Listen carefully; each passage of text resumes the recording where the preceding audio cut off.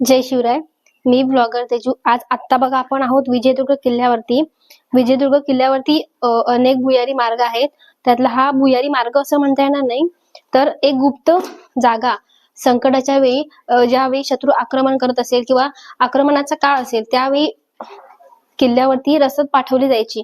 ती रसद नॉर्मल आपण ठिकाणावर आणली तर आपल्याला ती आणता येणार नाही किंवा ती किल्ल्यापर्यंत येणार नाही. तर अशा गुप्त मार्गाने ती रसद या कोठारापर्यंत आणली जायची. इथे एक छोटा धान्य कोठारही आहे.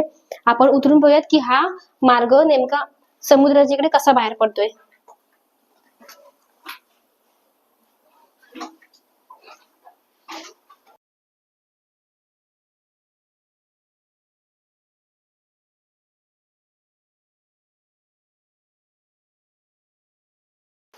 तर त्या मार्गातून आपण जेव्हा खाली येतो तेव्हा आपल्याला बघा समोर सरळ हा समुद्र दिसतोय.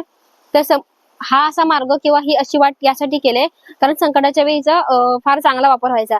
तर इथे बघा आपल्या त्यावेळीच्या बोट ह्या खालून सपाट असायच्या, त्यामुळे इथे किती दगड असतील काय असेल तरी ती बोट इथपर्यंत आरामात यायची आणि इथून त्या बोटेवरून रसद म्हणजे जे धनधान्य आहे, जे काही जीवनावश्यक आपल्या वस्तू आहेत त्या सगळ्या वस्तू इथून घेऊन त्या अशा वर घेऊन या छोट्या मार्गाने नेऊन कोठारामध्ये गोळा केला जायचा. तर ही खास बाब यासाठी दाखवावी वाटली कारण हे खूप पटकन लक्षात न येणार अशी गोष्ट आहे. आपण जेव्हा तिकडून पाहतो तेव्हा आपल्याला ही जागा दिसते.